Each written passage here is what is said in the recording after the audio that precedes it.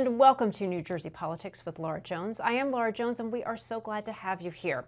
Many New Jerseyans are experiencing sticker shock with massive electric bills, some seeing a 20% increase in the past year.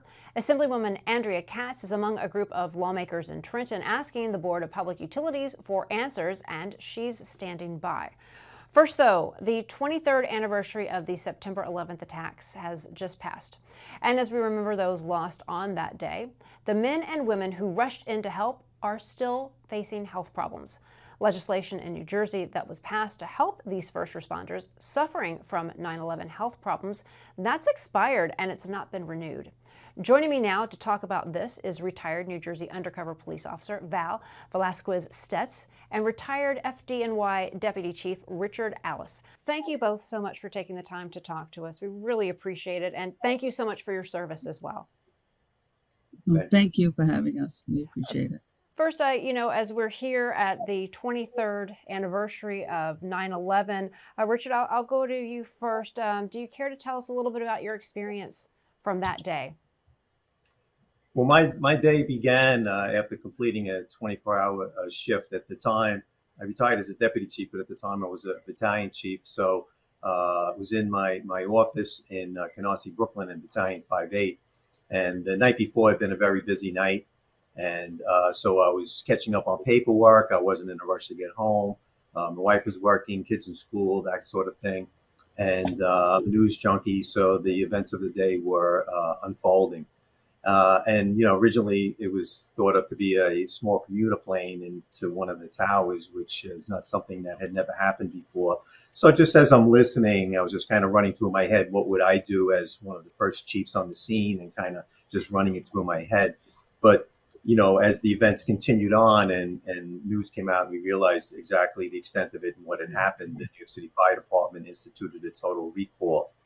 So I responded to, there's 9 divisions in New York City. We responded to our division. So I went there with other members that were assigned to the 15th Division. And it takes a long time to get that going. They brought buses in. So we were waiting for staffing. We were waiting for equipment. Fortunately, we were in communication with the command post downtown at Ground Zero. So we were up to speed on things that were going on. And while we were there, I was already made aware that one of the towers had collapsed. We hadn't left yet. And that was shocking in and of itself. And then by the time we had everyone, boarded, everything ready to go on the way there, we were alerted to the fact that the second tower had collapsed.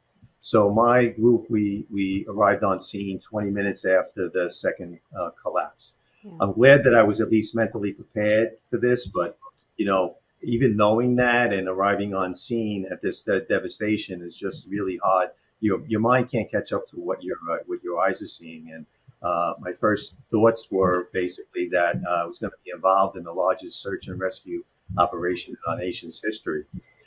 Little did I know that, in the aftermath of that we would, really not find, anyone, which is always a frustrating aspect to the whole thing. But, at the time, we didn't know, and that's how my day began. I was assigned to units to supervise search and rescue. Yeah, that's a great way of describing it, because even now, we're still processing. What our eyes were seeing, our minds couldn't keep up with. Val, what about you? Where were you? Can you tell us about your experience? I was in Jersey City, which is right across the water. And I grew up in Jersey City, born and raised. And the Twin Towers were something I looked at every day, from Jersey City. And when that happened, I was working days, 7 to 3, supposedly 7 to 3, but I wound up staying till the next day. But I brought my son to school, and I thought it was a normal day. And then all of a sudden, our radios went crazy, and we were called back to the precincts forthwith, that we needed riot gear and all this other stuff. And I'm like, what the hell is going on? So I saw the plane hit the Twin Tower, and I was like, oh my God, that plane. I thought it was just a mistake, that a pilot, error. I wasn't thinking it was a, terrorist attack at that time until, I raced to get my son out of school. He was 3 years old. and it was traumatic for him. And I had to bring him to my mom, and it was just a crazy scene. And I didn't know if I was going to come back to see my child at that time. So, and I'm like, what are we going to do? We had to set up triage, and meanwhile, we didn't have bodies. Basically, we went over for mutual aid, and basically we're bagging. We didn't even know what it was really, body parts, and we were just putting unknown on the evidence bags. We had zero clue, and walking over there, I was like, oh my God, like my whole life, I would go to New York from Jersey City, which takes, like 8 minutes to get over on the train. So it was just weird to see everything. Like there was no color. It was basically black and white. Right. And it was a horrible scene to process. I still sometimes don't even know how I got through. Yeah. Well, again, thank you both for everything that you did, and in the days and weeks and years that followed.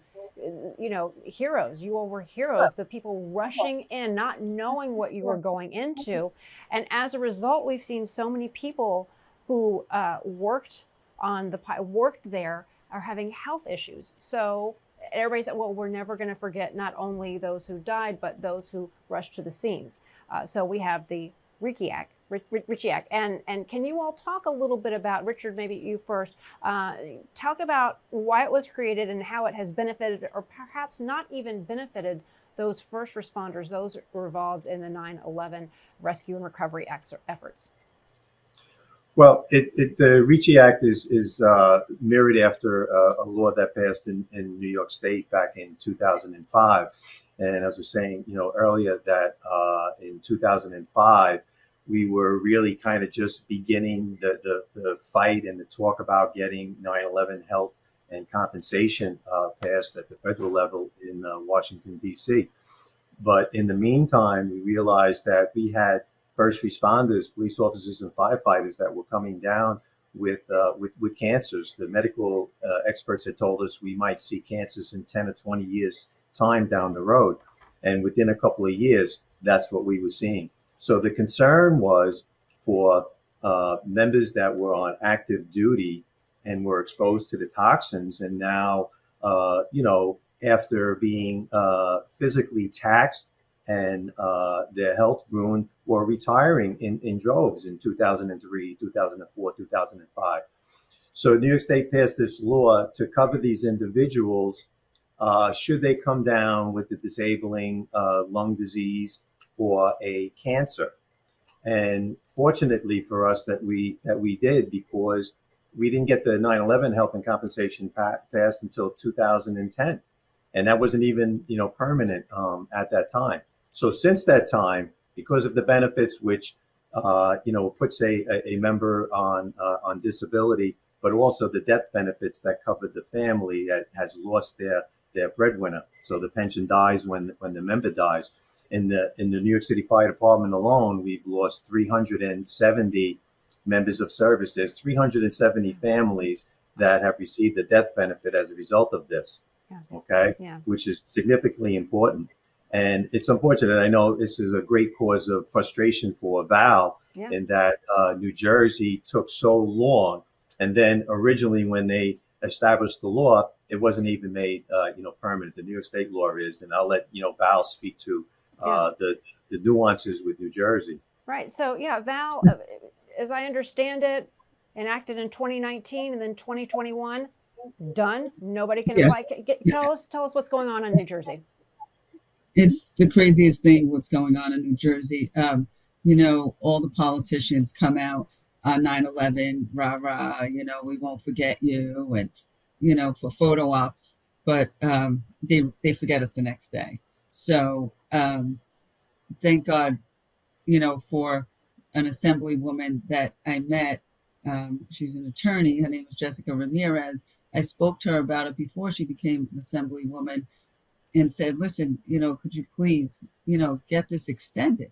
I said, myself and so many others that have died and are sick. I have cancer and skin cancer 2 times. And I have so many gastro issues. I was in and out of the hospital this year alone 5 times. So for gastro issues and sinus surgeries and all kinds of stuff like that. And I'm still not well. So I'm I want to fight for everyone, not just myself, um, because I feel like New Jersey was neglected. They made this, this bill, the Ricci Act, which was great for Bill Ricci at the time because he developed respiratory issues and he was a firefighter in New Jersey and he went over on his own time, not assigned from his department. And he was brave enough to go on his own and risk his life, which he did. And he was able to get this bill started.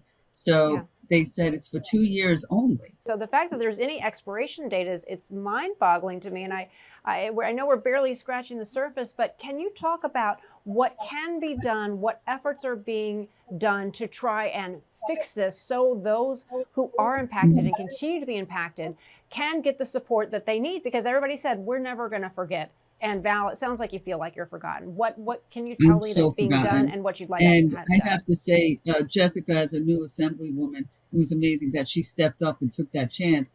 And believe me, she wasn't, welcomed with that, because she was brand new and she just came out with this extension of this bill. And they were like, so when I went to the Assembly, they were so compassionate and it passed with flying colors, everybody. And they were like, we didn't even know about this bill. Like, if the Assembly doesn't even know that this bill exists, that's pretty scary to me, Chip. Okay. So that's now it's in the Senate's hands. The Senate president, which is Nicholas Scutari, who's great, who I know will pass it also. And then it goes to the Public Safety and Preparedness Committee. And that's where it is right now. So supposedly when they come back to work towards the end of September, because I guess for the summer they take a break, they're going to look at it again, figure out the funds, what's needed. But I really don't believe that, this shouldn't be about funds or how much money we have. As a state, we have money for everything else. First of all, this is our pension, and it comes from individual towns. It doesn't come from the state. Our towns pay, and we pay into our pension. We pay a lot into our pension. So basically what this will cover is taxes. You won't pay federal or state taxes. So that, but then that's only to 65. So many responders, my age, I'm 56. There's a lot older, a few younger, because I was younger at the time, obviously. So how long am I going to get that for? So I'm not even going to receive it for long, because then I'll be on Medicare, so I won't need the benefits. So it's not going to be much, but obviously they're making it about money, I think. That's the only thing I can think of. And they're only making it for 2 years again. So it's going to be the same mistake over again. So, Richard, final thoughts here. What would you like to be done? What New York has done is very different. They haven't closed. So can you just kind of wrap it up here? What they're doing in New York that is working and what you would hopefully like to see and how we get this done to help all of those responders who are suffering? Well, I mean, the state could mandate to the individual uniformed services, the various cities within the state of New Jersey, to mandate that they document the exposure time of their members that were on active duty. That would alleviate the people that fall through the cracks, that don't hear about the law and have to file it. It would be, an automatic entry into the program, so that if and when they do come get sick, and I consider myself, like everyone else, a ticking time bomb. It's not a matter of if, it's when. So when that when comes, they're already covered. I mean, that would be my suggestion, to do that, because that's the way New York established the law, and it's helped countless members of the uniformed forces. We want to come back and have you guys back on and give us an update, really hold lawmakers to the fire on this one, because heroes. And we just thank you so much for all that you did. And thank you for sharing your stories today. I hope Governor Murphy actually passes this and signs it. That would be great. Well, we're gonna follow up on that. Thank you. Thank you very much. I appreciate it. God bless. Many New Jerseyans are seeing dramatic increases in their electric bills, and one lawmaker is working very hard to find out what is behind the spike. Assemblywoman Andrea Katz, she represents Mount Holly in Burlington County. We welcome you to the show. So good to see you here. Thank you so much for having me. It's great to be here. Yeah, Assemblywoman, you recently sent a letter to the BPU Board of Public Utilities asking for a legislative hearing on these rate increases. Can you tell us a little bit about what you said and what you've heard back? Yeah, so affordability is a huge problem in New Jersey. And I have heard from my constituents when I was knocking on doors and even continuing as I'm in office that people's electric bills are just skyrocketing. Every utility is going up. It's harder and harder to make ends meet. And so we drafted a letter with some of my colleagues from the 3rd District and the 4th District to ask the BPU to try and get some answers as to why people are having to pay sometimes 400 times their previous electric bill. Wow, 400 times. I know in my neighborhood we have a Facebook page and people have been popping up saying, is this me? Am I off on here, or other people having this? Have you heard anything back from BPU explaining what could be causing the hikes?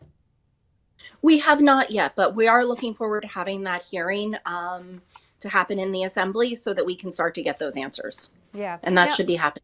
Right. And you mentioned that you were talking with some other legislators in other districts. Again, so I live in Hunterdon County. Are we seeing these statewide, or are they more central to the state? What have you found out? We've been seeing that it is statewide. I'm here in Burlington County and Chesterfield. We're seeing that. Our friends who use Atlantic City Electric down in Atlantic County, which is also a part of my district, is seeing those cost hikes as well. So it seems to be across the board. Yeah. And so you are out and about talking to constituents. What are they saying? How high is this on their priority list? Because like everything is going up. Groceries are, it's frightening to go to the grocery store. Everybody wants to stay in. Now staying in is becoming too expensive because the electric bill. Absolutely.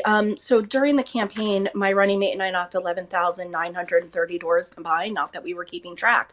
But the unifying message that I heard from those folks at doors is that we need to do something about affordability. We need to look at this. It's becoming so hard to make ends meet. People can't stay in the state post-retirement anymore, and we need to do something. And electric bills are an important part of that. And people don't know why their costs are going up. So we need to look into what that is. That's our job. Right, to help set that policy to make it easier for folks to live in New Jersey and to get those answers. And we're going to get them. Yeah. So what can the legislature do about this? You said you've written BPU, Board of Public Utilities, asked for hearings. Yeah. What do you think that you can do? So I also have a bill that we're going to be putting out very soon that would require the BPU to look at affordability when approving projects. So the ratepayers will pay the cost of the infrastructure that goes in. And so when the BPU is approving these changes, they're going to have to start to consider affordability as a criteria. Yeah. Now, your district, you represent, in Burlington County, you've got, a spectrum of people from different income levels. What are you able to tell your constituents, people who aren't able to afford things? What options do they have? What are you suggesting that they can do in the meantime? Because these legislative hearings, they can take a while, and when you're dealing with Board of Public Utilities, the wheels turn slowly. Not as fast as the electric bill does, though. But I always say that things in Trenton move slow until they move fast. So I'm hoping that we will be able to have a solution sooner than later, because this is very, very important. I mean, affordability is the number one issue in the state of New Jersey.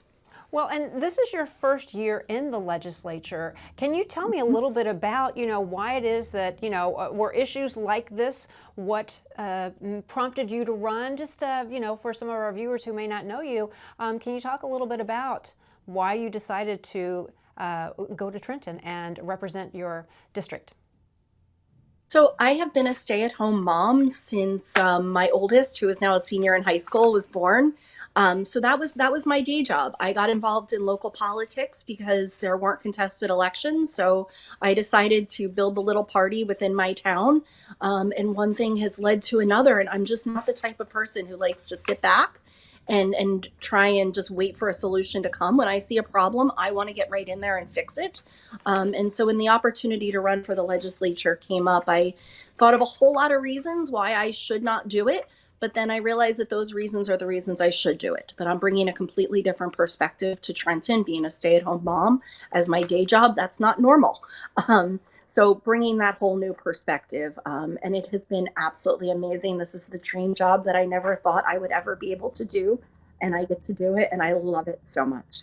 Well, I mean, and that's the thing about, especially about becoming a parent, you start to see the world through a different lens, not so much your lens, but about the future. And then you see issues that come up along the way and you think, gosh, maybe things could be a little easier. Was there an aha moment that you said, you know what? I see some issues and I want to be a part of the solution instead of somebody who just, is complaining or, frustrated in New Jersey, because there are a lot of frustrated people in New Jersey, certainly. But, you decided, no, I'm going to do something about it. Yeah, mental health is really important to me, and our kids are struggling right now coming out of COVID. Everyone has experienced a trauma. And again, I see that in my day-to-day life. And so that really did drive me to just want to make New Jersey a little bit of a better place for our kids, make things a little bit easier for folks. And again, I can't just see a problem and move on from it. Like, it's just, I have to do something about it. And that's really what drove me to do this, just in general. When I was a little girl, I wanted to be a teacher in an at-risk school district, a very, where the kids were really having a hard time. And then I realized I didn't have the superpower to be a teacher. But what I want to do is I want to be able to help all of those kids everywhere they are in the state of New Jersey, and especially in the 8th legislative district. Yeah, and I've got a senior in high school, so I can certainly empathize with a lot of what is happening and you're going through as we, try and get our kids ready for what is next. And, that is so important, kids' mental health and the stresses that they are under today. And to be, again, as a parent, it can be very frustrating to see, gosh, look at all of these kids who are struggling, things that you and I didn't struggle with when we were in high school, when we were in elementary school, middle school, when we were young. No. I have a few bills, and I've been working with Miss New Jersey on some disordered eating legislation as well. And these aren't things that we had to think about, what algorithms were being delivered to us on our social media when we were teenagers. We didn't have to worry about that, but our kids do, and it's really affecting them now. Yeah. Can you tell me a little bit about that transition, the transition to Trenton? Looking from the outside, a lot of people can be cynical and they can say, oh, well, it's just partisan politics, business as usual. Now, as a reporter, I've seen many sides to the legislature, but I'd love to hear how it was for you transitioning to Trenton, what people might have said, oh, get ready for X, Y, and Z to happen, and what is the reality of what you've seen and how your colleagues have welcomed you? Well, I don't think anybody really expected me to win this race. I was the first Democrat elected in the 8th legislative district in over 50 years. So there were a lot of folks who weren't betting on me to win this race. So I've been welcomed quite nicely, but it was a little bit of a surprise to folks. And the transition has been great. I have a great staff. I love walking into the State House.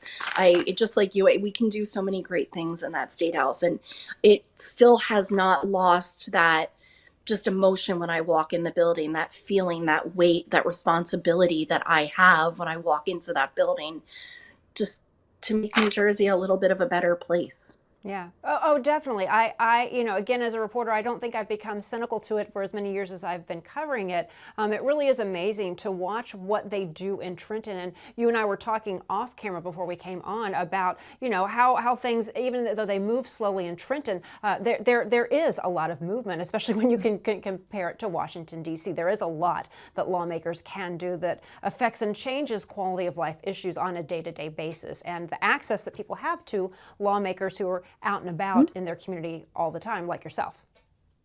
Absolutely. My office is always there to answer phone calls, emails, stop in. That's what we're here for. We're here to help people with issues both big and small. Yeah. Now, you mentioned that you were working with some other individuals. Did I hear you say you're working with Miss New Jersey and some other initiatives? Do you care to talk a little bit about, some of the other projects that you're working on, some of your other legislative priorities, even though I know it is your first year? have a lot of legislative priorities. But I've been working with Miss New Jersey on eating disorders, and to prevent our social media companies from being able to take their algorithms and direct to our youth different eating disorder videos and medications and stuff like that. And we also have another bill to create an office within the Department of Health to be able to look for grants and to raise awareness around disordered eating.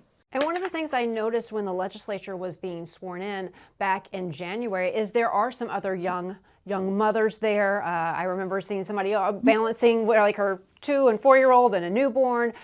So do you feel that there is good representation of you know, I don't want to say that Trenton is just a bunch of men, but you know, there was a time when there weren't a lot of women in the legislature, and they're still underrepresented. But how are you feeling about this year? I know I was particularly struck with all the little giggles I could hear from the kids and some of the next generation of legislators coming in to the State House. It's been really neat coming in as one of I think 21 new members. There's 12 of us who are women who are new, and we are building really great relationships. I got to spend some time hanging out with them socially with different members over the summer. It's been really great in the way that we can support each other. You know, and I'm a little biased. I think women in government do a pretty good job, so it's really great to have them around. Well, Assemblywoman Andrea Katz, we thank you so much for taking the time to talk to us on the issue about affordability in the state, electric bills. We'd love to have you back on. Keep us up to date on some of those hearings that are going to be scheduled in Trenton with the Board of Public Utilities. Thank you so much for taking the time to talk to us. Thank you for having me. Have a great day. You too. You too. And that will do it. I'm Laura Jones. Thanks so much for watching New Jersey Politics. We look forward to seeing you back here next time.